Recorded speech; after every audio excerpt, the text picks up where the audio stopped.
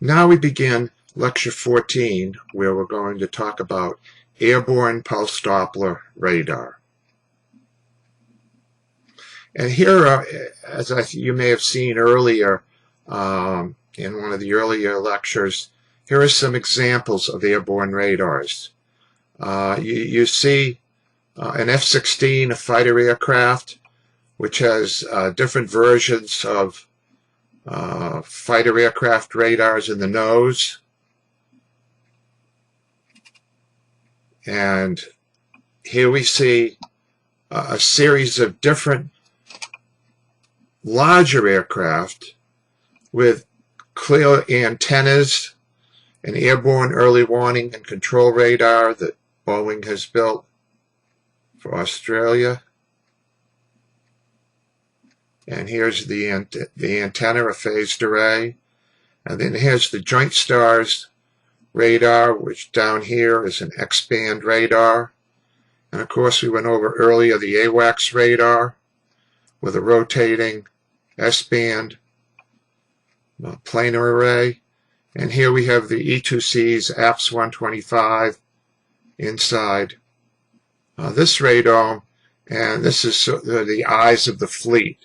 These fly off of aircraft carriers, get up there at their cruising altitude, and let the aircraft carrier know that over the horizon, threatening airborne vehicles or ships or whatever, let them know about the presence of any of that kind of a threat.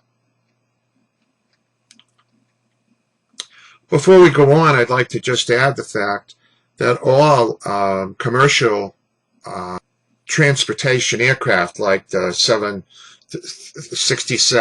the 747s, and 77s, all have a radar in the nose so that they can see weather. So it helps them to really get a view of from a distance of a perspective of what traffic is like and what the weather storms that might be in the area. Now, this is an outline for the whole lecture. We're going to have an introduction. We're going to talk about the airborne radar mission and its environment. And for this radar, considering the things we've talked about before, clutter is the main issue. And that's because the radar is moving with respect to the ground. First, we'll talk about different airborne radar missions. And that drives the kind of radars one wants to build. There are pulse Doppler radars in small fighter and interceptor aircraft. Here are a number of them. The United States has, and the airborne surveillance and early warning radars, the E2C, the E3, and the E8A, which is a surveillance and reconnaissance radar, the Joint Stars. Looking at ground targets, not just airborne, but doing ground surveillance. And then we have airborne synthetic aperture radars, which are used by both the civilian and the military. And hopefully, when I get to lecture 19, I haven't put that lecture together. That's on my hope I can get it done list. Synthetic aperture radar will be covered in that lecture alone. And then we'll summarize. Okay. Here's our block diagram that we're going to look at. And clutter, as seen from an airborne platform, is going to be a big issue we're going to deal with. So we're going to deal with the clutter.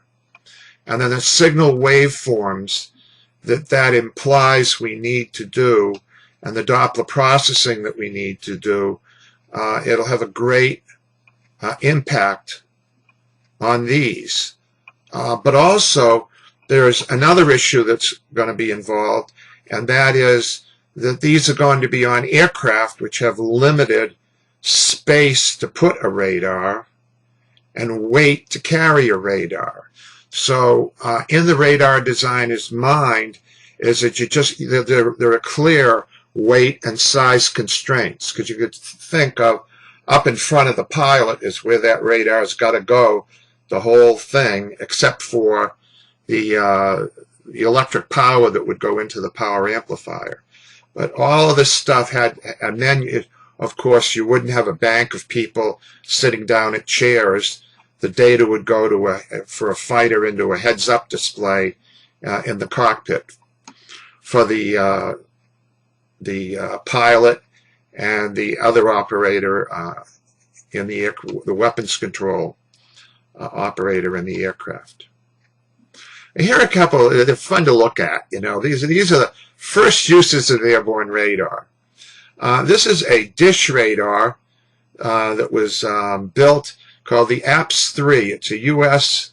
radar with a dish antenna with a 3-centimeter wavelength. That's X-band. And we could put a simple dish, because of course a nose cone, a radome that covers this, that the energy goes through. It has a mechanical scanning gimbal here that you can point the radar to scan back and forth. And you can see here the feed coming out to the focus of the parabola. And we could build a radar with this small an antenna that's that airworthy, and with a small transmitter, because the United States had the capability of building X-band magnetrons and S-band magnetrons, power sources that generated microwave energy in the 3 to 10 centimeter wavelength. In this case, it's a 3-centimeter wavelength. And here is a German Liechtenstein radar, which is a dipole antenna, 75 to 80 centimeters wavelength. So a half wavelength, that's 37 centimeters right there, and it's an array of dipoles. And it is used to see ahead with much poorer angular resolution than this radar would have if you calculate the lambda over d of the radar. But it's an example of a German system of longer wavelength, because they didn't have the magnetron capability. And when they were introduced on airborne platforms during World War II, they were used to detect hostile aircraft at night, because at night raids were a big problem for both sides. And so they could send up fighters with these radars on them, and they could be used either at night, either in a defensive or an offensive mode. Now let's look over the missions, purely from a mission standpoint of what airborne military radars would do. We'd like them to be able to do surveillance, find out what airborne targets are out there, or ground-based if they're looking for ground-based targets, track them, and do fire control.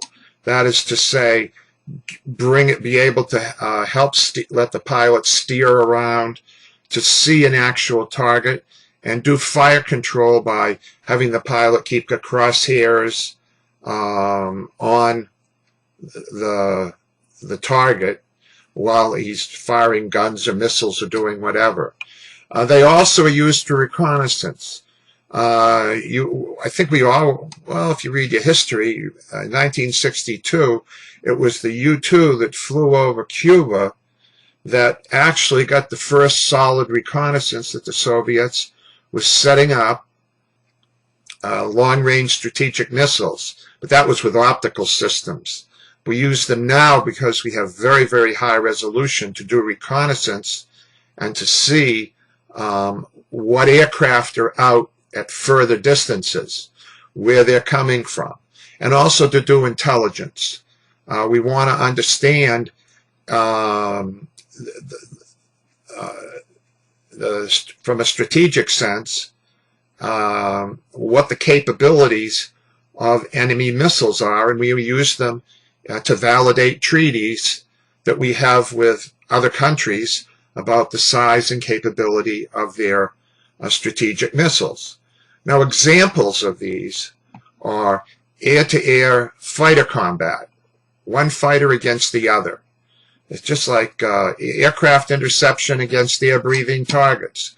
You send an aircraft up and you want them to find a cruise missile and knock it down. The British sent up Spitfires and knocked down B-1s, along with, as I showed you earlier, radar-guided anti-aircraft facilities were used. Airborne early warning. You want to get an airplane, we want to get a radar well high above the surface so you can see well beyond the line of sight, so that important assets like a battle group can see that either missiles are coming towards them, anti-ship missiles, or large numbers of aircraft are coming toward them. Air-to-ground missions, where the aircraft would see a column of tanks and knock them out. And because we had air superiority in World War II, after D-Day, as the Germans would be reinforcing their lines, bingo, out went the tanks. It was a duck soup. And the Battle of the Bulge was pretty much a stalemate because of the very bad fog in the winter, when the first 2 weeks of the Battle of the Bulge. But as soon as the skies cleared, because the United States had air superiority, and it could just send in the close air support missions and knock the daylights out of any German reinforcements and armored vehicles on the ground.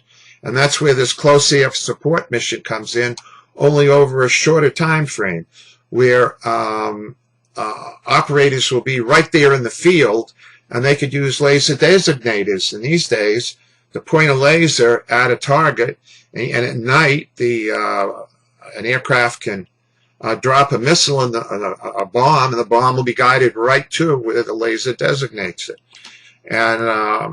And ground target detection and tracking, a major mission of Joint Stars. And then there are the radar modes, and that is, when you put the radar system together, they're different for these different kinds of missions and examples. Pulse Doppler radar is used quite extensively in air-to-air fighter combat and in many airborne early warning radars. Synthetic aperture radar is used in reconnaissance to measure, to literally map the ground and see where targets are on the ground and make an image of what's on the ground. You know, the great question is it a row of cars, or is it a row of tanks coming your way or retreating? Because if you can see the barrel in the synthetic aperture radar image, you can see the barrel of the tank heading in one direction. You can get an idea of what's going on. The displaced phase center antenna, so-called DCPA concept, which I'll be going over later in the lecture, and ground moving target indication. So these are the different roles of radar. Now let's look at, we went over a little bit, very quickly in the last lecture at the end, the geometry of airborne clutter. And I want to go over it very carefully because it's the key to understanding why airborne radars are so complex. Say we have above the ground a fighter aircraft, and it's got in its nose we'll just say and that dish there's a main beam to it. It can move the beam around, and here's the main beam in color, but it's got in black the side lobes. And it might be able to see out many tens of miles, but usually the distance up is 40,000 feet. So these side lobes are going to illuminate the ground a lot of the time. Much of the time, these may operate down at 10,000 feet. And there you're only 2 miles from the ground. And so these side lobes are going to illuminate significantly. And so the key component of ground radar echo from the radar on the airborne platform is the main beam of the antenna illuminates the ground. And the antenna side lobes illuminate clutter over a wide range of viewing angles. So we've got back lobes and near inside lobes, and they're going to illuminate a wide area. And there's an altitude return because the plane, no matter where the plane is, some of this energy is going to go down and hit the Earth straight on, and it's going to be a very big reflection off the relatively flat Earth, and we call that the altitude return. We'll look more into it. Now, the Doppler frequency distribution, with all these effects and how they affect their performance, differ on just about everything. The radar platform velocity, that's the speed and the angle of the radar platform relative to the Earth. Because remember, the Doppler velocity measured is going to be the radial component along the line of the direction of the antenna to where the target is. And if behind that target's ground that's moving relative to the plane at one velocity or another, big difference. The geometry, that's the aspect angle of the aircraft relative to the ground illumination point. And as this beam, I've shown it to you in a plane, so that there's not a 3 dimensions to this view.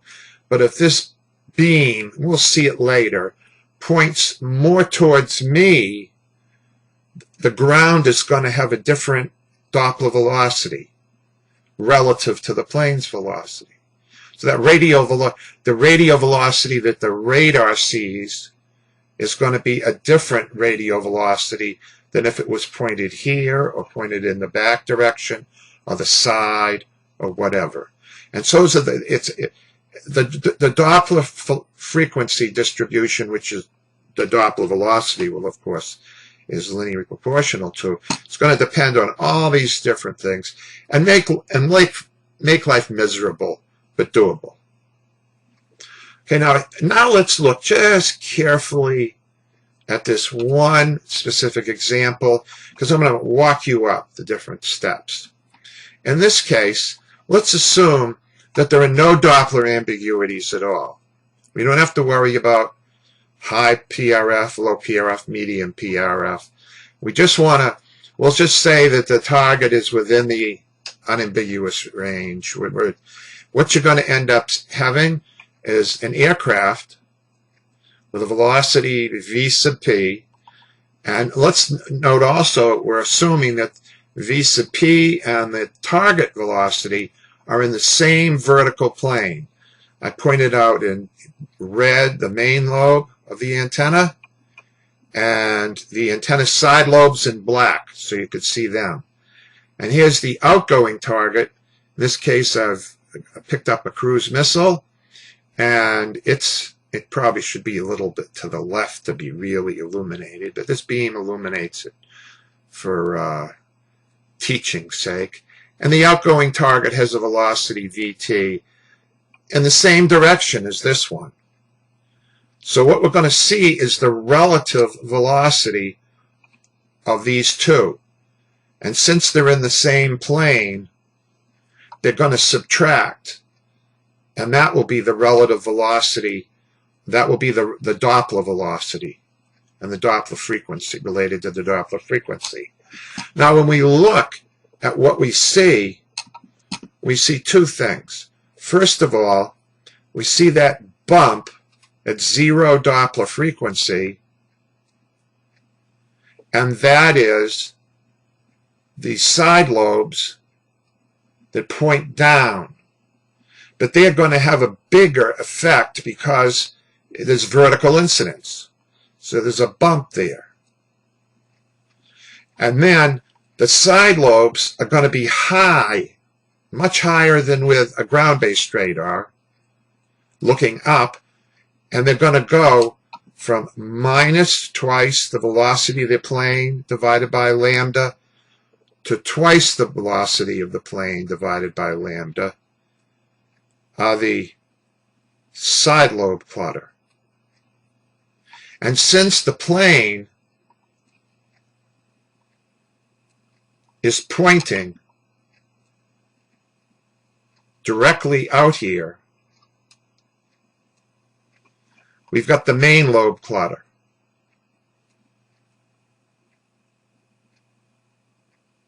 And so what we've got are three regions. A clutter-free region, when these are in the same plane, and then this side lobe clutter region, and excuse me, we've got the main lobe clutter.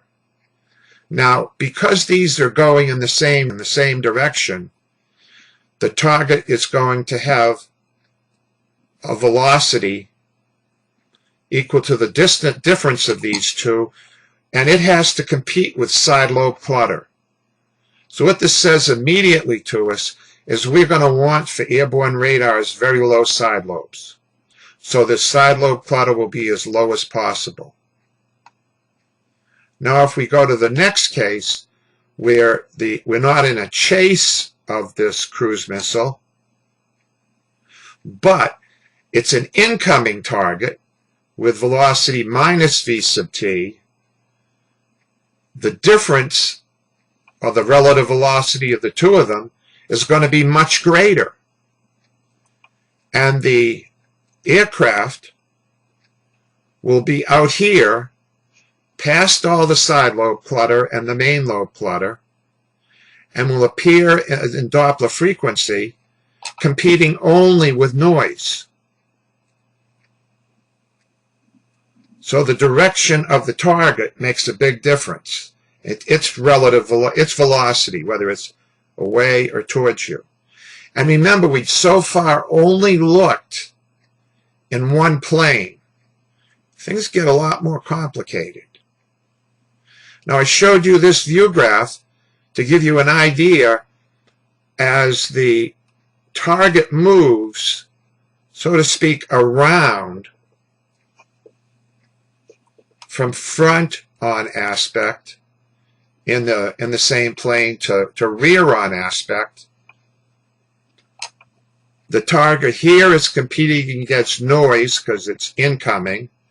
Here it's moved somewhat into the side lobe clutter, but it's over to the side so that things have changed around, and you'll see, and here it's for the beam pointing directly at the target, and the target is tangential. The frequency is 0, and we're getting the side lobes bouncing directly off. So we're competing against not only the main lobe clutter, but also against the ground bounce. And back here we're competing against this edge of the side lobe clutter. If we had another one moving further over here, another beam, that would be out here. So what this points out is the Doppler frequency of the main beam clutter depends on the scan direction. And the Doppler frequency of the target depends not only on the scan direction, but also on the target aspect angle. You notice that the clutter spectrum changed as we moved. Here's the main beam clutter and the ground bounce off of vertical. They get closer together. Here they're on top of each other. And here's the ground bounce and the main beam clutter, but the target is over here. So you can say to yourself, things are very complex. How do we put this in some kind of an analytical fashion? They'll give me a feel for what's going on. And this is, again, without pulse Doppler ambiguities, and it's just an example to give you a feel. So now let's look at how all these things contribute one to another. The first thing we do is we're going to measure range. And we're going to measure it in our standard way with a pulsed system. And so let's ask ourselves, what are the constant range contours on the ground? Okay? And we can see that with an aircraft here and a radar. There's going to be the slant range to the ground, which we're interested in. And the aircraft's a height above the ground. And then if we have another line coming over here, and this is the ground range. This is the perpendicular, so there's a nice right triangle so that the slant range squared equal to the height squared plus the ground range squared. That tells us quite simply the projections on the ground of the lines of constant range on the ground are a set of circles. And that's the beginning. Now, if we look at Doppler velocity contours on the ground, we got problems. Okay? And the problems are this. If we take the beam, which is out here, and say it's going to intersect the ground with this dotted line to here, this dotted line, it's going to be relative to the place we're interested on the ground, knowing how the Doppler, what the Doppler is on the ground. It's going to be an alpha off of bore sight of where the radar is pointing, so that the velocity of the clutter on the ground is the velocity of the plane times the direction cosine that angle. And consequently, the Doppler velocity is twice times this, the velocity of the clutter, times cosine alpha divided by lambda. And the projections on the ground of these lines of constant Doppler velocity are a set of hyperbola. And that can be calculated from the geometry if you take the height above the ground and define all the angles. And showing that these lines of constant Doppler velocity are a set of hyperbola are the last problem in this lecture at the end, showing that that's the case. Now, what do these look like, this set of hyperbola look like? And what we do is these lines are constant Doppler contours on the ground. They're lines of constant Doppler velocity or constant Doppler frequency, which are linear related. We call them isodops. And the equation for the hyperbola depends upon, this is to help you a little bit in the equation, the airborne radar height above the ground, the angle between the airborne radar velocity and the point on the ground that's illuminated, and also the wavelength of the radar. Now the clutter, lines of constant clutter along this axis, we're going backwards. The clutter is moving at minus VP when the aircraft is moving in this direction. And tangentially, the clutter is going to have zero velocity. And here, when the radar is pointing in this direction at a target, the velocity of the clutter will be plus VP. Now, what we're going to want to do is to say, what clutter is illuminated on the ground? Here you've shown me constant range, these Doppler or these hyperbola. It gets even more complexing. Here I've superimposed in blue the circles, which are our range contours. And then the Doppler contours are the hyperbola. So that you'll get contributions if if a beam is pointing in a certain direction and illuminating at a target at a certain range, it's going to, different ranges will contribute clutter, either in the side lobes or in the main lobe, in different amounts. And I'm going to give you a couple of examples to show you that.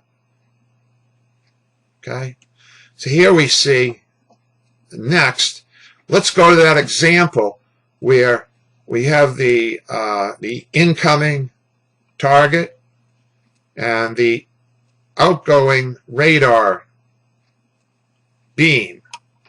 And that main beam is going out, and it's going to hit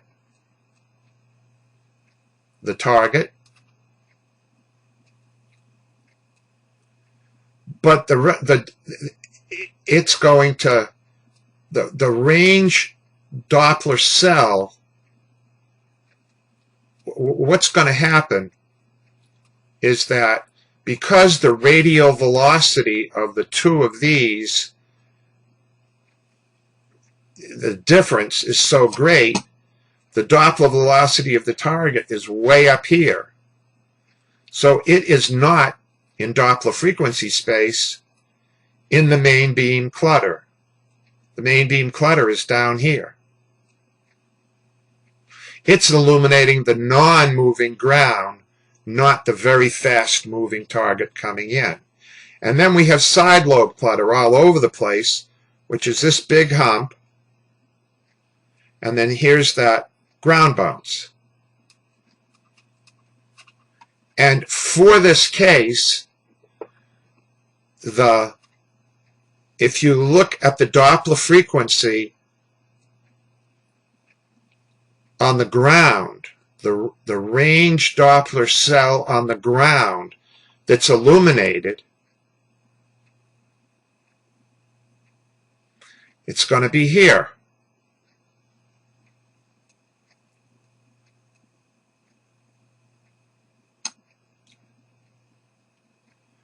Now if we have a target moving tangentially, the target is going to have 0 Doppler velocity. And it's just going to compete with the main beam. Okay.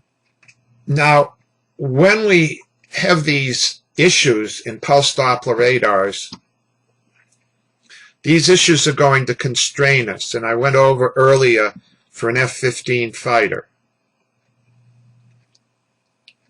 And how they constrain us is the first blind speed, or ambiguous space in Doppler velocity and in range, follow this relationship because of this equation for the blind speed and this equation for the unambiguous range.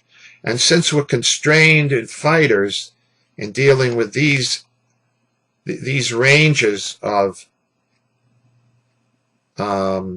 frequencies, we're going to be quite ambiguous. And we're going to be mostly in the medium, pretty much always in the medium and the high PRF modes, where we have to deal with a lot of ambiguities.